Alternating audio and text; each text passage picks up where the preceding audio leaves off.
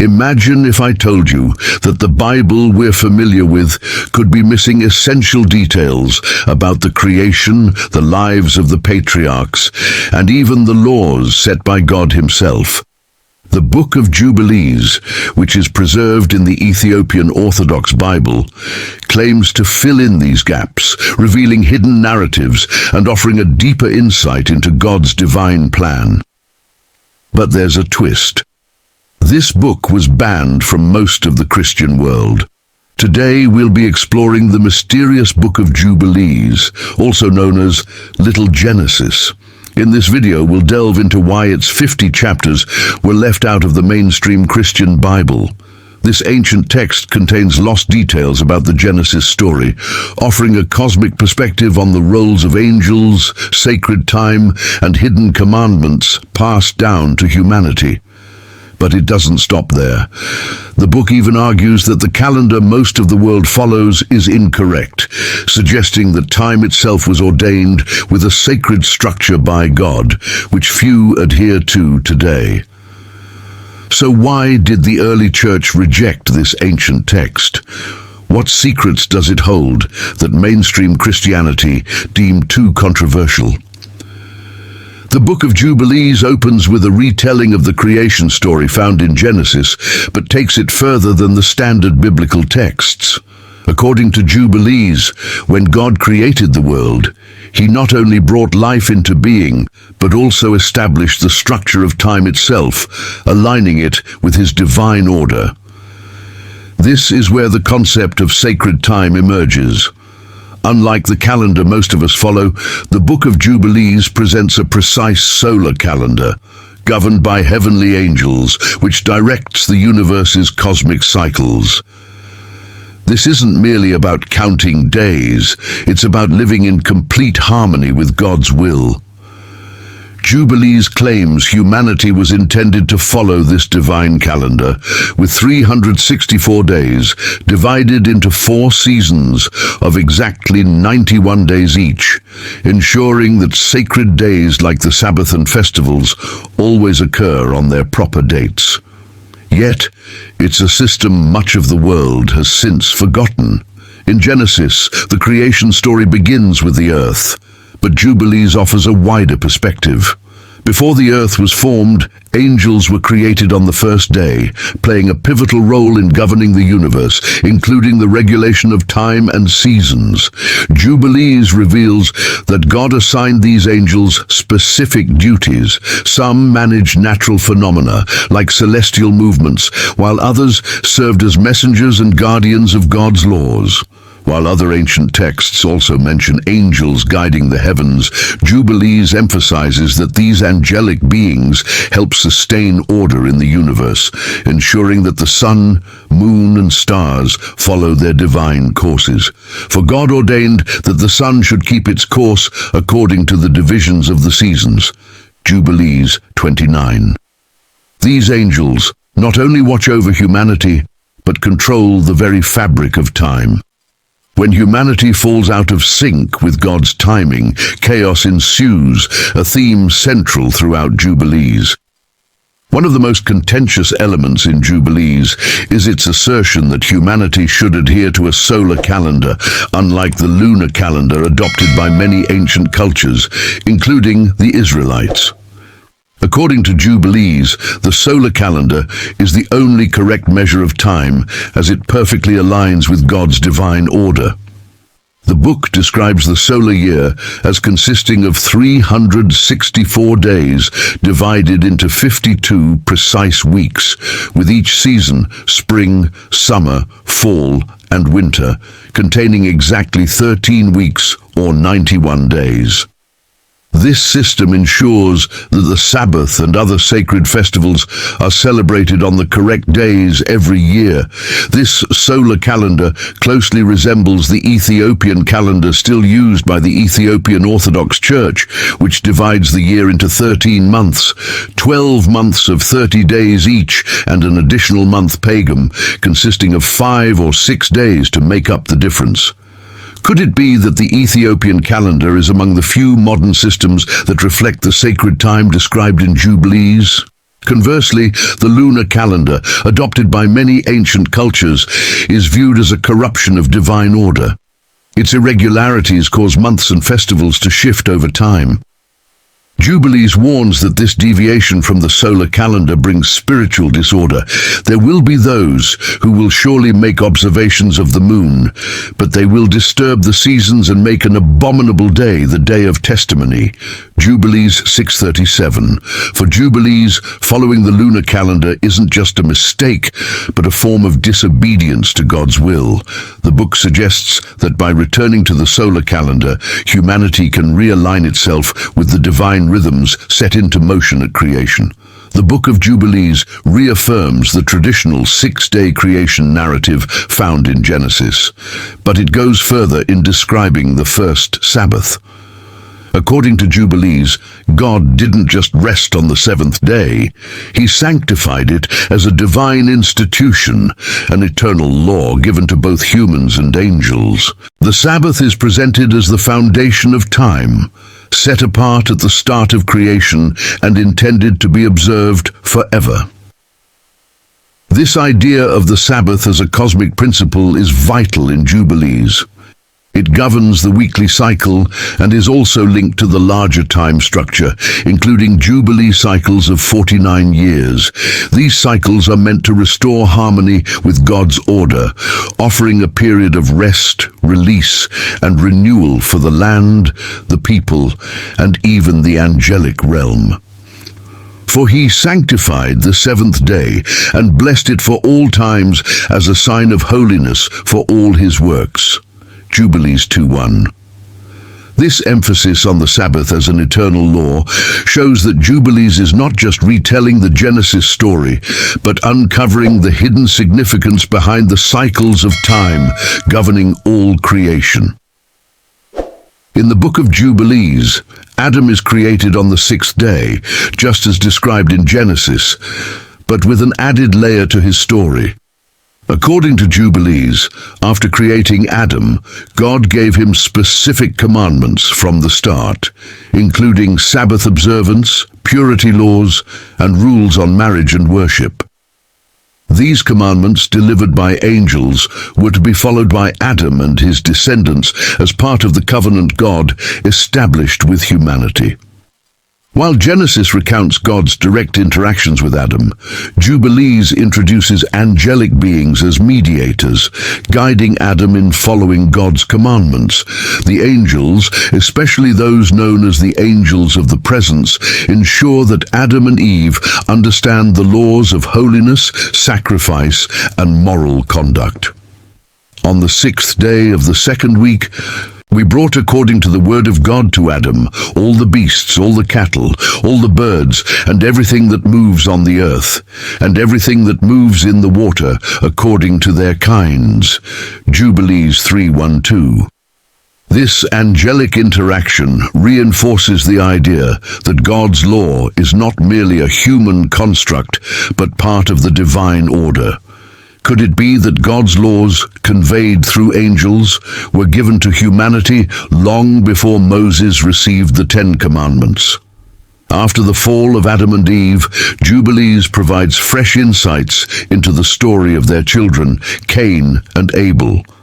While Genesis recounts Cain's killing of Abel, Jubilees adds further details about what occurred afterward. Cain's murder of Abel is presented as the first significant violation of God's law, a sin that carries spiritual repercussions for all of humanity. However, while Cain is cast out, Jubilees emphasizes the continuation of a righteous lineage through Adam's third son, Seth. Seth is depicted as a figure of virtue, instructed to uphold the angelically handed down laws. This sets the foundation for later descendants, such as Noah, to continue the covenant with God. The familiar story of Noah and the flood is expanded in the Book of Jubilees, offering new revelations about the events before and after the Great Flood.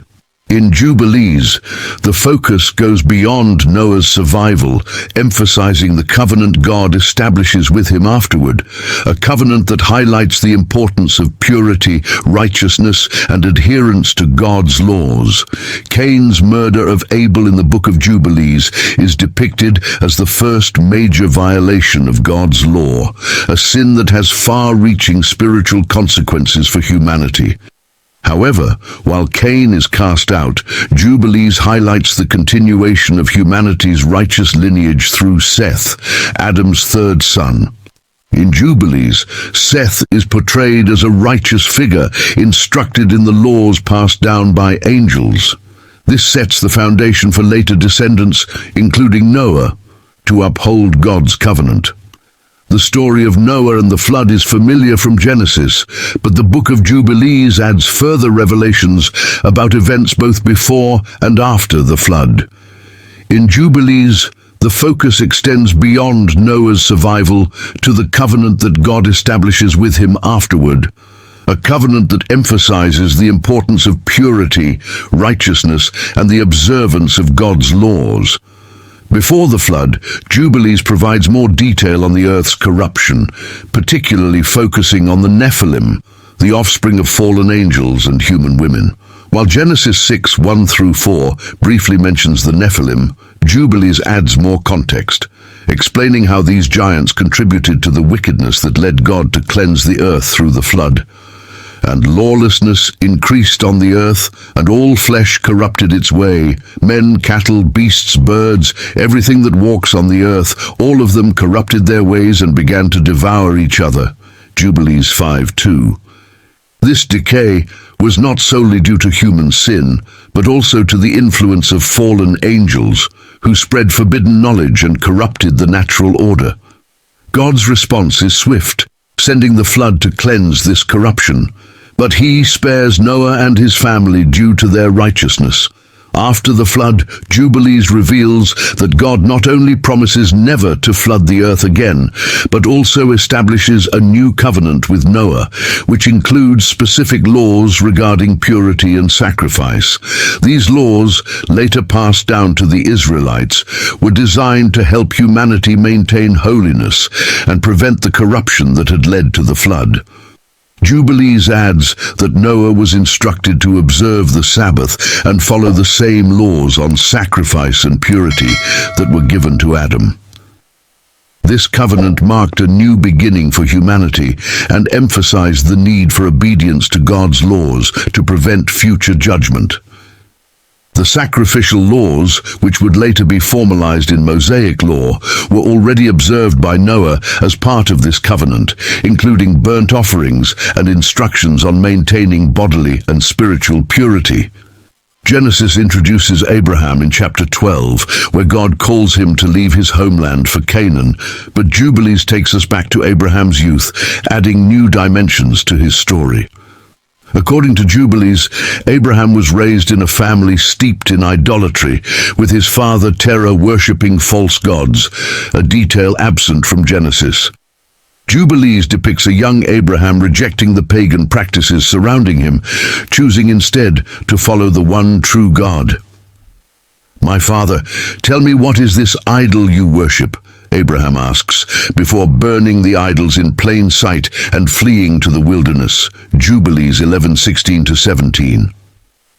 While Genesis highlights Abraham's obedience to God's call to leave his home, Jubilees presents Abraham as a revolutionary figure who defies his father's idols and stands firmly against idolatry. This act of spiritual defiance sets the stage for Abraham's later role as the father of the chosen people, who would forsake pagan practices and adhere to God's laws. One notable difference between Genesis and the Book of Jubilees is the portrayal of Abraham as following divine laws long before the birth of Moses. Genesis does not suggest that Abraham was given laws beyond the covenant of circumcision in Genesis 17, but Jubilees portrays Abraham as someone who already kept the Sabbath, performed sacrifices, and observed laws usually associated with Moses. According to Jubilees, These laws were not first introduced during Moses' time, but were handed down by angels to the patriarchs, starting with Adam. Abraham received these commandments from angels and was expected to keep them as part of his covenant with God. He was taught by the angels concerning the things written in the tablets of heaven. Jubilees 12:25. Unlike in Genesis, where Abraham's journey is portrayed as a personal faith story, Jubilees depicts him as a figure in a grand cosmic plan, guided by angels and following laws that govern heaven and earth. These laws include the Sabbath and purity regulations that Moses would later formalize. The covenant of circumcision is a pivotal moment in Abraham's story. In Genesis 17, God instructs Abraham to circumcise himself and every male in his household as a covenant sign. But Jubilees takes this further, depicting circumcision as part of a cosmic law inscribed on heavenly tablets. According to Jubilees, circumcision was not merely a symbol for Abraham's descendants, but an eternal divine law established since creation. This law was inscribed on the heavenly tablets, regarded as God's blueprint for creation, and containing the laws governing both angels and humans. This law is for all, generations forever, with no circumcision of days, no passing over one day out of the 8 days, for it is an eternal ordinance written on the heavenly tablets. Jubilees 15:25. In Genesis, the focus is on Abraham's obedience to God's command, but Jubilees portrays circumcision as part of a larger divine order, with the act serving as a way to align oneself with the cosmic laws that govern the universe. The binding of Isaac, known as the Akedah, is a powerful moment in Genesis 22:1-19, where God tests Abraham's faith by asking him to sacrifice his son, Isaac. Jubilees retells this story, but introduces additional layers. In Jubilees, the test is not solely between Abraham and God, but part of a larger spiritual conflict. According to Jubilees, an angel named Mastema, often associated with Satan, suggests this test, hoping Abraham will fail. Mastema symbolizes the forces of evil, constantly seeking to undermine the righteous. Jubilees adds that angels intervened during the binding, and God allowed the test to demonstrate Abraham's unwavering faith, which triumphed over temptation. I stood before him and before the prince of Mastema, and the Lord said, "Command him not to lay his hand on the lad, nor to do anything to him, for I have shown that he fears the Lord." Jubilees 18:10. In Jubilees, this story becomes more than a test of obedience. It represents a cosmic battle between good and evil, with Mastema trying to lead Abraham astray. However, God's intervention ultimately affirms that faithfulness prevails over evil. In Genesis, the story of Abraham's personal test focuses on his obedience to God. But in Jubilees, it is framed as part of a larger spiritual narrative involving angelic forces and the ongoing battle between good and evil. In Genesis 25:23, we learn that before Jacob and Esau were born, God revealed to their mother Rebekah that the two would lead separate nations, with the elder Esau serving the younger Jacob. Jubilees expands on this prophecy, revealing that this was not merely a family conflict, but part of a cosmic design in which Jacob was always destined to inherit the blessing and continue the righteous line that began with Abraham. Jubilees introduces a layer of predestination, showing that Jacob was chosen from birth to carry on the covenant, while Esau was meant to stray from God's plan. The book also reveals that Isaac and Rebekah were given divine insight into Esau's rebellious nature and the future opposition of his descendants to Israel. And the Lord said unto her, "2 nations shall be divided from your womb, and one shall be stronger than the other, and the elder shall serve the younger." Jubilees 19:13. This expands on the Genesis account of the 2 nations. In Genesis, the conflict unfolds through Jacob's cunning and Esau's impulsiveness. But Jubilees clarifies that Jacob was always meant to inherit the birthright. His actions, though deceptive, were part of a divine plan. One significant difference in Jubilees is the portrayal of Esau as more than just a brother who loses his birthright. The book emphasizes that Esau represents a line of rebellion against God's chosen people. His descendants, the Edomites, are depicted as a nation that will rise in opposition to Israel, fulfilling the prophecy that the elder shall serve the younger. While Genesis briefly touches on the hostility between Esau and Jacob after the birthright incident, Genesis 27:41, Jubilees expands this narrative, explaining how Esau's descendants will become a nation that directly opposes Jacob's line, the Israelites.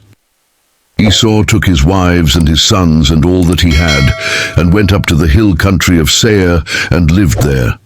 Esau became a nation, and they oppressed Jacob's descendants, Jubilees 37:1. Jubilees makes it clear that Esau's rebellion was not merely personal, but national, as his descendants would become enemies of Israel, reflecting the spiritual conflict that began with their forefathers. One of the key moments in Jacob's life is when he receives his father Isaac's blessing in Genesis 27, which ensures that Jacob will father the 12 tribes of Israel. But in Jubilees, this blessing is more than just a familial gift. It also includes a continuation of the divine laws passed down from Abraham. After Jacob receives the blessing, God and the angels reveal to him the laws that he and his descendants must follow, including the observance of the Sabbath, purity laws, and sacred calendar laws that would later be formalized in the Mosaic law. Jacob is depicted as the custodian of these laws, tasked with ensuring that his descendants, the Israelites, follow them as part of their covenant with God. And the Lord appeared to him by night and said, "I am the Lord God of Abraham your father, and the God of Isaac. The land whereon you are sleeping I give to you and your seed shall be as the stars of heaven." Jubilees 27:23. These laws are part of the cosmic order governing both heaven and earth. This portrayal of Jacob as the inheritor of divine law elevates his role beyond simply receiving the birthright. He becomes the guardian of God's eternal commandments, connecting him to the heavenly tablets mentioned earlier in the text. Jubilees does not stop at the rivalry between Jacob and Esau, but extends this conflict into a prophetic vision of the ongoing struggle between their descendants. The book suggests that the nations arising from Esau will continually oppose the descendants of Jacob, the Israelites, throughout history. This is not just a personal feud between two brothers, but part of a larger spiritual battle between righteousness, Jacob and Israel, and rebellion, Esau and Edom. In Jubilees, this spiritual conflict is portrayed as a continuous struggle between good and evil. Esau's line represents nations that will be enemies of God's chosen people, and this tension persists throughout biblical history, playing a significant role in the book's apocalyptic vision. And Jacob and his sons came down into Egypt to Joseph, and Esau's sons remained in the land of Edom, and from that day the enmity between the nations remained. Jubilees 45:3. In Genesis, the birth of Jacob's 12 sons through his wives Leah and Rachel and their maidservants marks the foundation of the 12 tribes of Israel. However, in Jubilees, this event is framed within a divine order, showing that their births were not simply the result of human relationships, but part of a plan set by God. According to Jubilees, the timing and sequence of their births were divinely ordained to align with the sacred calendar. The book stresses that each son was born according to a schedule set by God, making their births a part of the larger cosmic plan. And Jacob's wives and maidservants gave birth to his 12 sons, each according to the time set by the Lord, and their destinies were written on the heavenly tablets. Jubilees 28:12. This reinforces the idea that the 12 tribes were part of God's predestined plan for the world. One of the significant moments in Genesis is the story of Reuben, Jacob's eldest son, who loses his status as the firstborn after committing a grave sin. Genesis 35:22. Jubilees expands on this event, highlighting its spiritual consequences and explaining why Judah and Levi rise to prominence in his place. Reuben's sin is seen not just as a personal failing, but as a violation of divine law. His actions disqualify him from leading the tribes, thus allowing Judah, the fourth son, to emerge as the tribal leader, and Levi to take on the priestly role.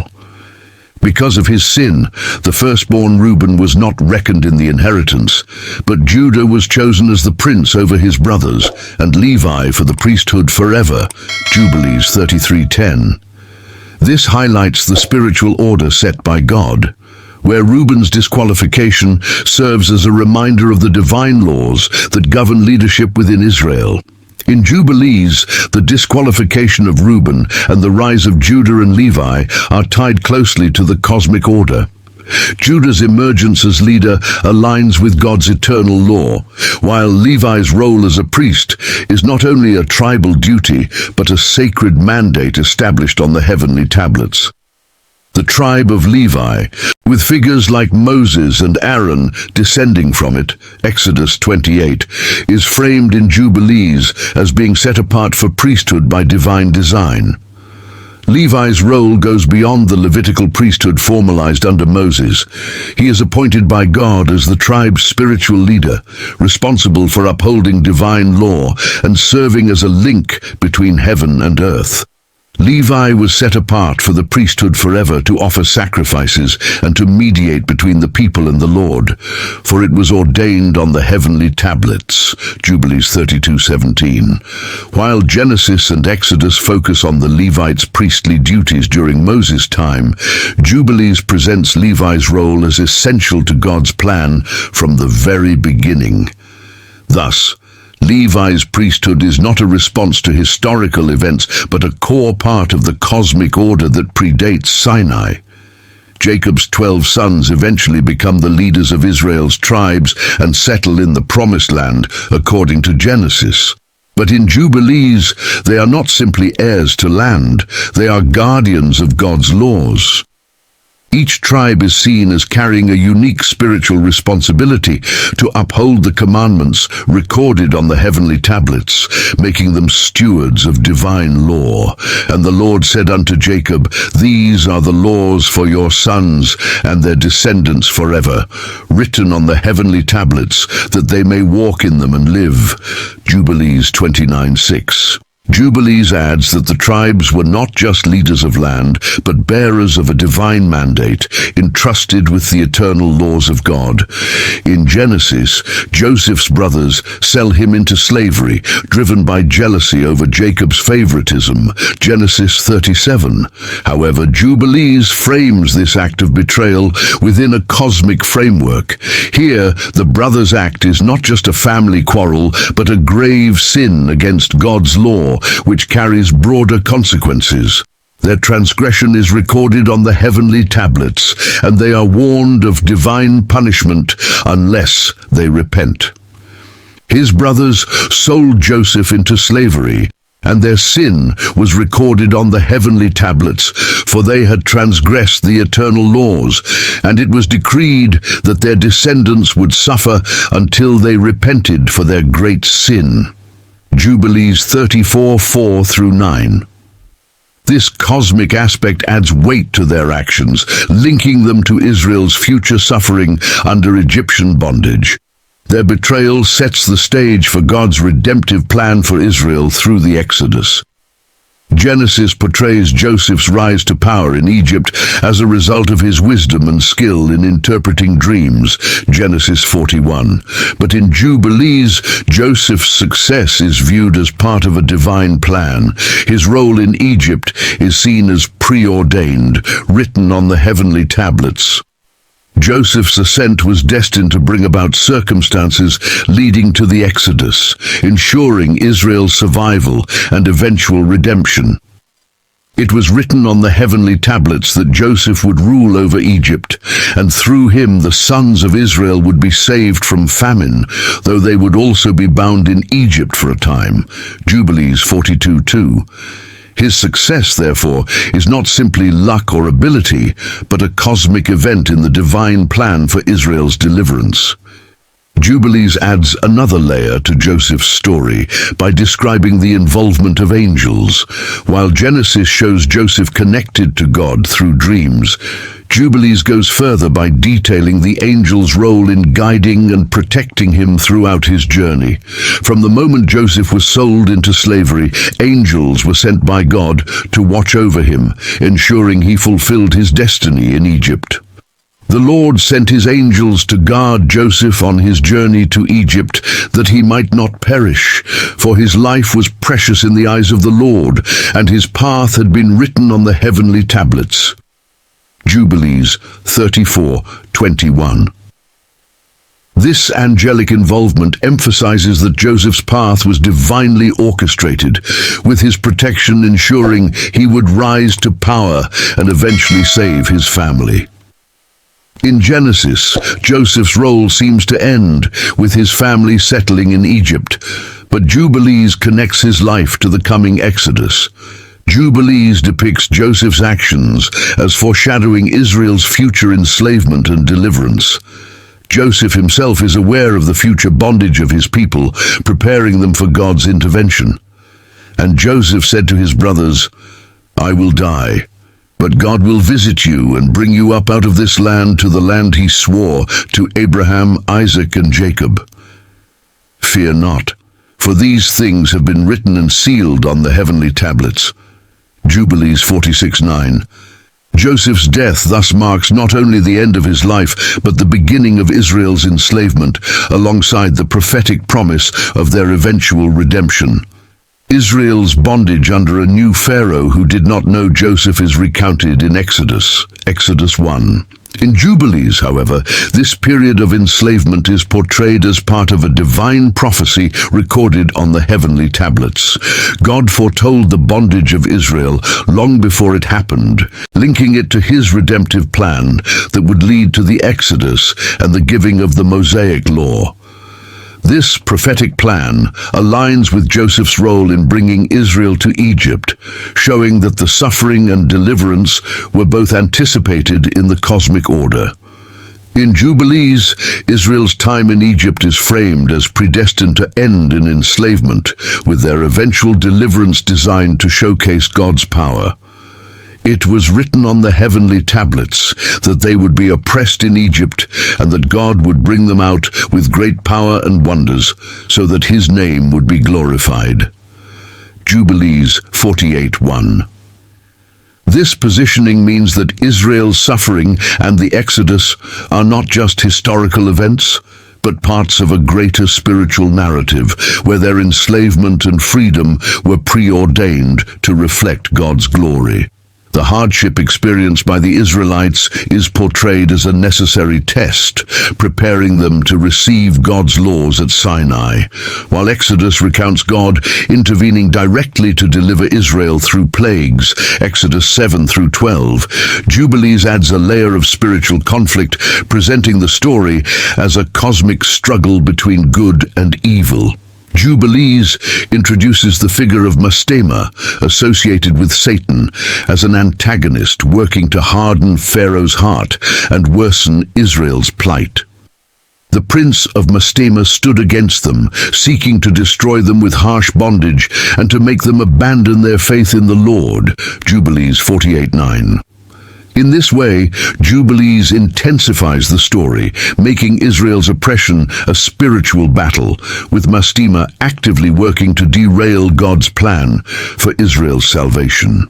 In Jubilees, the heavenly tablets reveal that the Exodus and its timing were part of God's eternal plan, with the specific date of deliverance preordained. Israel's suffering and their release are all carefully timed according to a divine calendar. It was written on the heavenly tablets that on the 14th day of the first month at the appointed time, God would bring Israel out of Egypt, for this was the day set apart from the beginning of creation. Jubilees 49:1. Unlike Exodus, which focuses on the events leading up to the plagues, Jubilees presents the Exodus as occurring on a divinely appointed date, connecting it to the universal order. In Exodus, the 10 plagues demonstrate God's might to Pharaoh and force him to release Israel, Exodus 7-12. Jubilees adds cosmic significance to these events, framing each plague as an act of divine warfare against the gods of Egypt and the forces of darkness behind them. The Lord sent the plagues upon Egypt, not only to judge Pharaoh, but to show that the gods of Egypt were nothing before him, for they were false powers unable to stand before the Almighty. Jubilees 48:11. Each plague becomes a direct strike against the spiritual powers of Egypt, emphasizing that Israel's liberation is not just political, but a battle between good and evil. Additionally, Jubilees suggests that Mastema and his forces worked to prevent Pharaoh from releasing Israel, but God's power ultimately overcame them. In Exodus, Moses receives the law directly from God on Mount Sinai. However, Jubilees adds that these laws were already inscribed on the heavenly tablets long before Moses' time. Jubilees emphasizes that the Mosaic law is not just a set of rules for Israel, but an eternal divine order that guides both human and angelic beings. The law and the testimony were ordained and written on the heavenly tablets, created even before the foundation of the world, so that they might guide all generations of the children of Israel. Jubilees 6:17. Therefore, the laws given to Moses are not new, but pre-existing, awaiting the right time to be revealed. One unique perspective in Jubilees is that the Mosaic law was observed long before Moses' era. The patriarchs, including Abraham, Isaac, and Jacob, are portrayed as keeping the Sabbath, performing sacrifices, and following laws that would later be formalized through Moses. For Abraham kept the Sabbath, circumcised his sons, and followed the commandments of the Lord that were written on the heavenly tablets, and the law was revealed to him through the angels of God. Jubilees 16:28. Thus, Jubilees positions the Mosaic law as an ancient code, not a new revelation, passed down through generations from the very beginning. Jubilees emphasizes the cosmic calendar, presenting it as essential for aligning with divine order. Timekeeping laws, such as observing the Sabbath, festivals, and Jubilee years, are considered central, guiding human life to mirror the rhythms of creation. Jubilees promotes a solar calendar with a year of 364 days, arguing that this system preserves the proper observance of sacred days. The Lord spoke to Moses, saying, "Write down for Israel the law of the Sabbath and the festivals, for these times are ordained on the heavenly tablets, and you must observe them exactly, lest you fall into error." Jubilees 5:2. Unlike the traditional Bible, which emphasizes the Sabbath and festivals without cosmic context, Jubilees links them to a divine order essential to staying in God's favor.